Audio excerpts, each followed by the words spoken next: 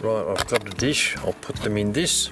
So I'll go round, remove the offsets. That little guy there that fell off when I touched him. We'll take this good looking guy up here next. Just snap him off, comes off quite easily. Down there, there's another new pup starting there. Now, a couple down here. This guy here that's got roots on it already. Put him down there. And this guy here has got roots, or a singular root coming at him, so we'll take him aside. Whoop, lost him. We'll put him down there. And quick look round. Oh, that guy down there's got roots on him too. Right, we'll take that one off. That can just sit there. So the ones that are left are all small ones. There's that tiny new one there.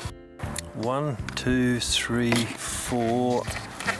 Right, and I think there's a tiny one coming there and maybe there by the look of it. So there's about another 4 or 5 there. All right, so they're the pups I've taken off. 4 of them have got roots. 1 of them hasn't because it was too small and I broke it off. But what I'll do, I'll have to make up another label, but I'll put the labels in with them so we know exactly what they are. And there are the pups. They'll be sitting there for about a week once they dry up and form a callus on the bottom down there where I took them off the mother. Then we'll plant them up.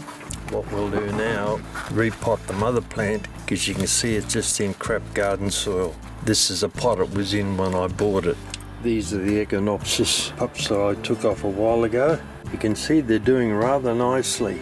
They'll be staying in there for about another 6 months or a year till they grow some more roots, become more established, and then they'll be potted up individually. But at the moment, they're doing very well in there, so they're going to stay there for a while.